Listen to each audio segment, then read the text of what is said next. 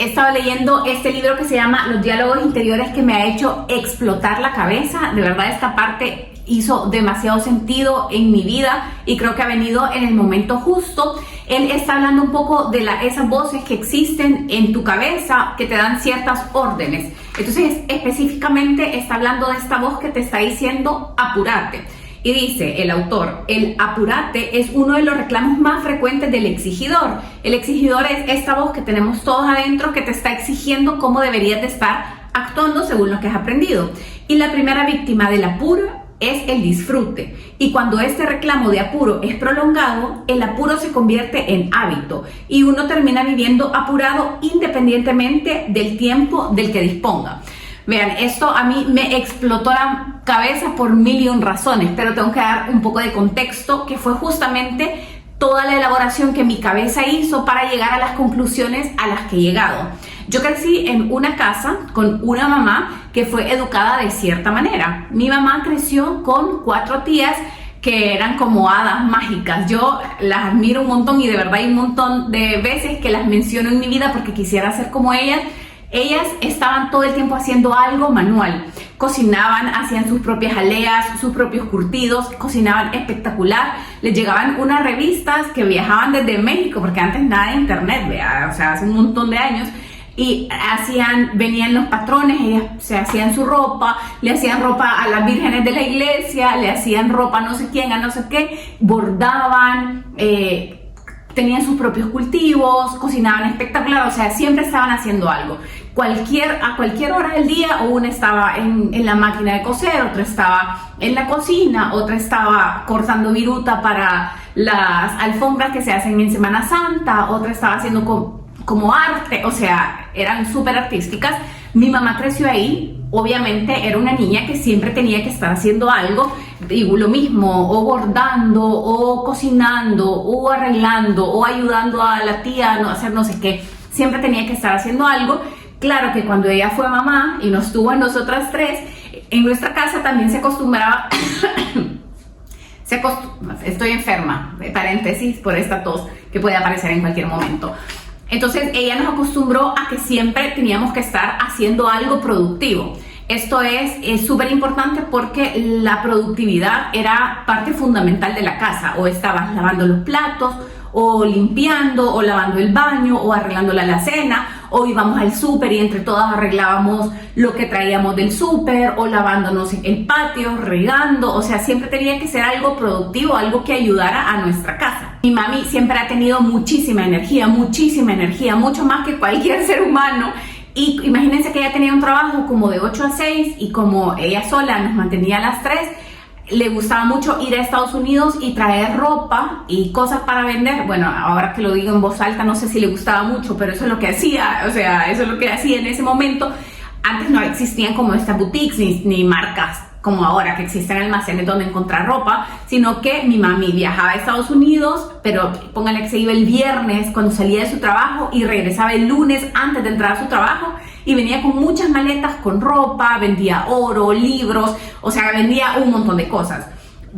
Llegaba el lunes, solo dejaba las maletas, se bañaba, desayunaba y se iba a trabajar, y el lunes mismo que regresaba en la noche, nos poníamos toda la madrugada a etiquetar con precios todo, y nosotros nos encantaba ayudar. O sea, mi hermana pequeña escribía en un cuaderno como la descripción de cada cosa, los precios, poníamos etiquetas, nos probábamos la ropa que nos traía a nosotros también. O sea, era como, siempre estábamos haciendo algo. De verdad que aunque fuera fin de semana, siempre estábamos haciendo algo.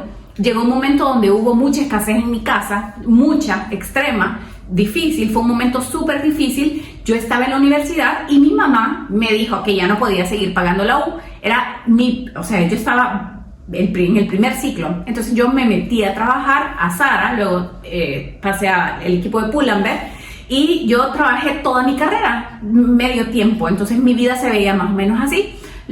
Todos los días de la semana entraba a las 7 a la U, salía a la 1 y media, 1 y cuarto en realidad. Y después me tenía que ir a Pool, que estaba en galerías, porque entraba a las 2.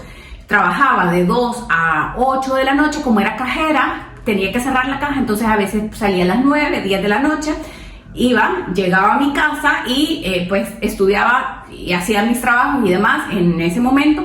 Y aparte que la verdad es que yo fui una niña, una joven, no sé cómo soy una señora diciendo una joven, pero fui una persona como que quería tener una vida social muy activa, entonces sí salía bastante, me desvelaba, no sé cómo aguantaba, y al día siguiente lo mismo, al día ir a la universidad a las 7 de la mañana y todo esto que les conté. Mientras trabajaba tenía un break de media hora, y esa media hora yo jamás salía a dar vueltas en el centro comercial, ni a comer, ni nada. Yo me sentaba en el locker a leer, porque con que estudié comunicaciones siempre tenía un montón de separatas que leer, entonces leía un montón, leía, llegaba a mi casa, entonces yo tenía que optimizar mi tiempo, o sea, yo tenía 1 hora para montar una exposición y no tenía tiempo ni de equivocarme, ni de divagar, ni de probar si quedaba más bonito así o así. No, yo tenía que ir como al punto, y siempre fui muy perfeccionista.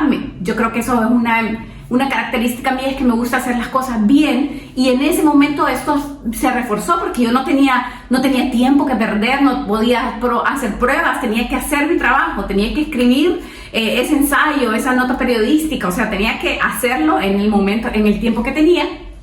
Y mucho menos podía dejar una materia porque me costaba muchísimas horas reunir el dinero para pagar la universidad. Después que me gradué también trabajé en la UCA, bueno, ahí como varios trabajos que tuve hasta que llegué a un trabajo que fue bien importante para mí, que también fue en la UCA, en una oficina que se llama, ¿cómo se llama? Proyectos UCA Minet. Entonces eran proyectos con el Ministerio de Educación súper intensos, o sea, a mí me encantaba, o sea, el trabajo era súper intenso y era muy creativo. Tuve un jefe que es increíble porque él crea cosas de la nada y hacía que un proyecto gigante funcionara súper bien y que cada engranaje estuviera como dando vueltas y no se atascara, y hacía que todo funcionara súper bien, y yo era parte de ese engranaje. Entonces me acostumbré a ser rápida, a ser buena, a crear cosas de la nada, o sea, siempre estábamos editando textos para sacar libros, como sacando impresiones, yo montaba aulas virtuales, entonces estaba como inventando, meter esta aplicación, meter esto, tenía muchas solicitudes todo el tiempo, entonces todo el tiempo estaba full ocupada, y en eso inventé impulsar Hello Soap, y lo tenía que hacer en las madrugadas, en las noches, en realidad en las noches y en las madrugadas, porque todo mi día, mi trabajo era mucho de contacto humano, entonces los humanos por lo general están despiertos en cierto momento. Cuando ellos estaban durmiendo, yo podía hacer jabones, contestar mensajes de Instagram, incluso yo repartía mis jabones. Entonces me acostumbré a hacer todo eso. De hecho, yo me acuerdo súper bien estar en la UCA y como mientras tenía como un break, me tomaba un break de 15 minutos para contestar mensajes de Hello Soap. Entonces, en realidad, mis descansos eran destinados a otra actividad productiva. Y todo esto me funcionó súper bien. O sea, yo creo firmemente que nosotros estamos hechos de decisiones. Yo estoy aquí y estoy viviendo la vida que vivo por las decisiones que fui tomando a lo largo de mi vida. Y son decisiones súper chiquitas que van construyendo mi camino, que fueron construyendo mi camino. No creo que sean decisiones buenas o malas, solamente son decisiones que te llevan a lugares diferentes. Si yo hubiese decidido, no, bueno, yo no quiero estudiar, no quiero trabajar, o hubiese decidido, yo no quiero estudiar, solo voy a trabajar, o hubiese decidido cualquier otra cosa, estaría bien, estaría súper bien de hecho, pero estaría en un camino distinto al que estoy ahora. Entonces yo sí creo fielmente que todas esas decisiones me han traído hasta acá. No me siento como lo que me tocó vivir, no, lo que yo decidí vivir. O sea, en realidad la vida viene, te da ciertas cartas y vos ves cómo jugártelas. Entonces yo creo que vivir de esa forma tan acelerada a mí me funcionaba, porque hacía que todo esto funcionara, que todos estos malabares funcionaran. El problema radica, o la situación es que ya no me funciona más. Creo que me tardé muchísimos años en comprender que ya no me funciona más ese estilo de vida, esa rapidez, ese tener demasiadas cosas en mi plato. De hecho, empecé a pensar, y hace 2 años que vengo sintiéndome como que no estoy disfrutando mi vida, como que no estoy disfrutando lo que hago. De hecho, el año pasado todavía trabajé un par de proyectos externos a Hello Soap, porque yo decía, bueno, ahora Hello Soap está en otro local, hay otras personas que me ayudan, que ellas pueden reemplazar lo que yo hago ahí y yo dedicarme a otras cosas que me genere más dinero, y como un poco, y no es tanto el tema del dinero, más bien si tengo 10 minutos libres, en esos 10 minutos puedo limpiar, barrer, puedo mandar no sé qué, puedo arreglar una foto, el problema real que he encontrado en mí es que no puedo disfrutar las actividades que quisiera estar haciendo porque hay una voz en mi mente que me está diciendo: estás desperdiciando tu vida, no estás siendo productiva, no vas a cumplir tus metas porque mira lo que estás haciendo. Y este libro, este maravilloso libro, me ayudó a entender esto. O sea, vean qué importante lo que dice. El apuro después se sostiene en una asociación frecuentemente no consciente que dice: si estoy actuando apurado es porque estoy haciendo algo muy importante. Es decir, se asocia el apuro con la actividad importante. Desde ya que es una creencia equivocada que da una sensación ilusoria de plenitud, pues lo que realmente el apuro produce es cansancio y un progresivo rechazo a la acción. Eso lleva a que uno imagina que el único modo de sentir bienestar es no haciendo nada. El disfrute en la acción es el mejor antídoto del hábito del apuro. Me explota el cerebro porque es justamente lo que me pasa, y en acciones súper pequeñas como estar comiendo. Estoy comiendo y siento que tengo que comer rápido porque hay algo más importante que hacer que estar comiendo. Y esto, esto me hace estar tensa todo el tiempo. Si estoy en Hello Soap y estamos sacando un nuevo producto, siento que tenemos que hacerlo rápido, siento que estoy apurada. Si estoy dando instrucciones, tengo que hacerlo rápido. Incluso si veo a alguien más que está haciendo las cosas muy lentas, en mi cabeza es como: ¿cómo es posible que sea tan lenta? Tiene que ser más rápida. Ha sido realmente ver un montón de cosas en cómo ha funcionado mi vida en los últimos años y estos meses que he estado fuera de mi casa, de mi zona de confort, de mi negocio, lejos de mi trabajo, lejos de mis lugares seguros, de mis personas seguras. Me ha tocado verme a mí un poco sola, un poco aislada, y me he dado cuenta que venía viviendo una vida apurada que no me gustaba y que no estaba disfrutando, y que me sentía muy culpable cuando mi ritmo bajaba. Ha sido inevitable bajar el ritmo estando acá, primero porque emocionalmente no me he sentido estable. Segundo, porque no tengo un lugar donde salir corriendo. En El Salvador, si yo me despertaba un poquito tarde, para compensar la culpa de despertarme tarde, me iba corriendo a Hello Soap porque tengo que hacer, un poco compensar porque estaba cansada y dormí un poquito más. Se me hacía súper difícil bajar, hacer un café, desayunar, arreglar las plantas, arreglar la casa, porque tengo que hacerlo rápido, porque tengo que estar haciendo cosas rápidas. Y esa voz en mi cabeza se hizo mucho más fuerte ahora que estoy aquí en Argentina. Y les voy a poner ejemplos cotidianos súper básicos que me hicieron darme cuenta de esto. A las perritas hay que sacarlas a caminar, o las tenemos que sacar a caminar como 2 veces al día para que hagan pipí o pupú. Cuando yo en la mañana trataba de ir como rápido, rápido, vaya perras, hagan lo que tengan que hacer, ya me tengo que regresar a la casa porque tengo que empezar a enviar estos correos, a desarrollar esto, a fotos, a videos, no sé qué. Y cuando salíamos con Diego, que por lo general él disfruta mucho la vida, a veces yo le decía que no iba a ir porque estaba muy ocupada haciendo todo esto, que en realidad a veces ni siquiera estaba ocupada, solamente es tratar de yo ocuparme para sentirme que estoy haciendo algo importante. Entonces Diego se tardaba 2 horas y cuando regresaba me contaba los lugares que había visto, que había hablado con no sé qué gente, que las perras habían hecho tal cosa, que la pirata y su pelota, que la pipoca y la gente, como un montón de historias.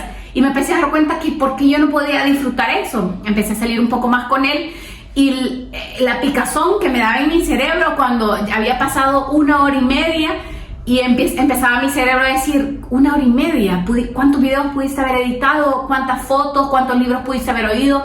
¿Cuántos podcasts tuviste? Era como una voz que no me gustaba para nada. Un poco por eso empecé a leer este libro, pero también por otras voces que poco a poco iré descubriendo. Pero ha sido para mí súper aclarador, no sé qué palabra utilizar, para decir que tengo mucho trabajo por delante, porque esto es como un clic que se hizo en mi cabeza, pero tengo que aprender a conversar con esta voz, porque el objetivo tampoco es callarla, sino conversar con esta voz. Y es un trabajo grande. Este libro me está ayudando un montón. Quería compartírselos porque me parece que estos clics cambian mi forma de percibir la vida, pero también cambian la forma de yo poder disfrutar de mi vida sin sentirme culpable. Y esto es una relación conmigo, ¿saben? Aquí no tiene nada que ver ni mi mamá, ni mis hermanas, ni las personas con las que crecí, ni mi trabajo, ni mis jefes, no. O sea, yo creo que un poco el trabajo del adulto es decir, esto ya no me está funcionando como adulto, esto que yo aprendí de cómo debería de ser no me está funcionando, ¿qué hago para hacerlo diferente? Entonces yo creo que yo estoy en ese momento con muchas cosas, pero en esta en específica me explotó la cabeza y quería compartírselos. Estoy grabando este inserto 2 días después de haber grabado ese capítulo de podcast que acabas de escuchar y me quedé con 2 ideas que no quiero dejar pasar el momento para expresarlas. La primera es que en ese momento que estaba en la universidad y trabajaba, que te conté un poco cómo era mi dinámica, también como yo trabajaba en las tardes, los sábados y los domingos, yo no cerraba la caja, entonces trabajaba durante las mañanas y esto me permitía. Yo salía a las 2 de trabajar y a las 3 iba a mi parroquia porque era coordinadora de comunidades y después yo me quedaba a mi comunidad y todavía después en la noche salía con mis amigos. O sea que trataba como de que todas las piezas encajaran y seguir haciendo las cosas que yo he disfrutado hacer desde siempre. En ese momento yo disfrutaba mi trabajo porque era lo que me permitía pagar la universidad. Disfrutaba la universidad porque aunque no me encantó, ahora descubro que no me encantó mi carrera, pero sí siempre he disfrutado mucho aprender y siempre me he sorprendido con la nueva información que llega a mi cabeza y en ese momento me gustaba estudiar, me gustaba la universidad, me gustaba muchísimo salir con mis amigos, me gustaba muchísimo ir a mi parroquia, siempre disfruté ese lado de conexión conmigo y con Dios, pero es como yo me descubrí a mí misma a través de la parroquia y bueno, ha sido un camino increíble.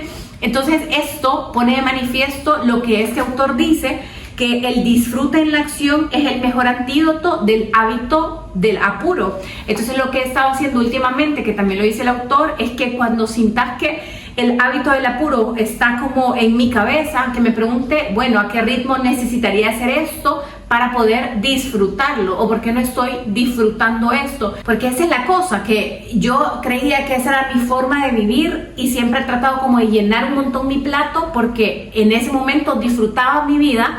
También cuando trabajaba en la UCA y empecé a desarrollar Hello Soap, de verdad que disfrutaba ambas cosas. Ese trabajo lo disfruté un montón, aprendí un montón y aparte creaba cosas que me encantaba hacer y por otro lado eché a andar un negocio que me encanta. Entonces sí estaba llena, creo que sí estaba apurada, pero también lo estaba disfrutando. Entonces estas 2 ideas quería compartírselas para que quede de un solo en el mismo capítulo.